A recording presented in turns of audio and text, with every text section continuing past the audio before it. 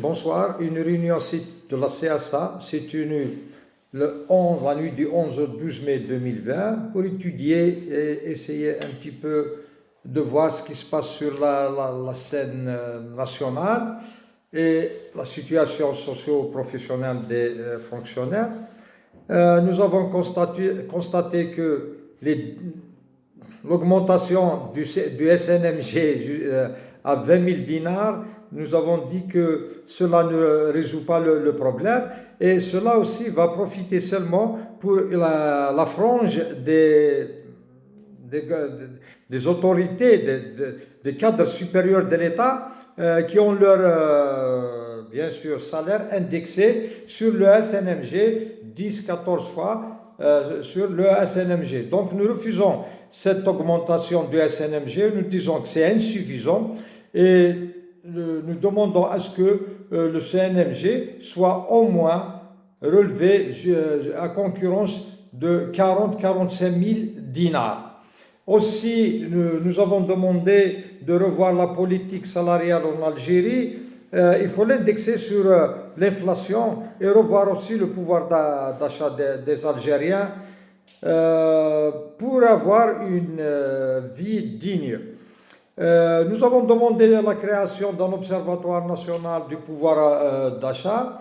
Aussi, nous avons demandé la révision du système ou de la fiscalité en Algérie parce que nous constatons que le fonctionnaire paie plus d'impôts que les gros commerçants. Et les commerçants en général, des gens qui ont des cliniques privées, ne paient pas l'impôt qu'ils devaient faire. Aussi, nous avons demandé, bien sûr, de lutter contre l'évasion fiscale.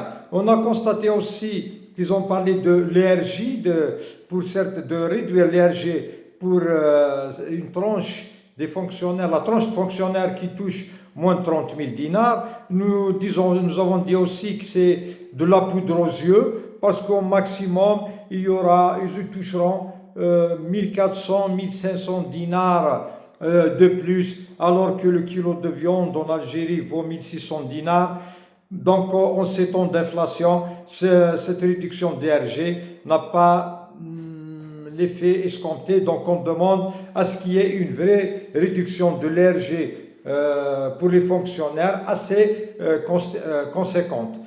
Et puis, bien sûr, récupérer tout cet argent qui a été, bien sûr, qui n'est pas payé, l'impôt qui n'est pas payé par les gros commerçants et le patronat. Aussi, nous avons montré notre solidarité envers les travailleurs qui sont touchés par le chômage en ces temps de pandémie. Nous avons demandé à ce que l'État les prenne en charge et tout de suite, parce que ça a trop duré, donc l'État doit prendre ses responsabilités. Et aussi, il faut continuer à soutenir les entreprises.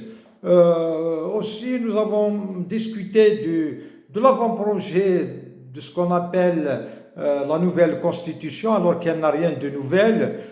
C'est l'ancienne constitution, c'est la suite de l'ancienne constitution. Il y a eu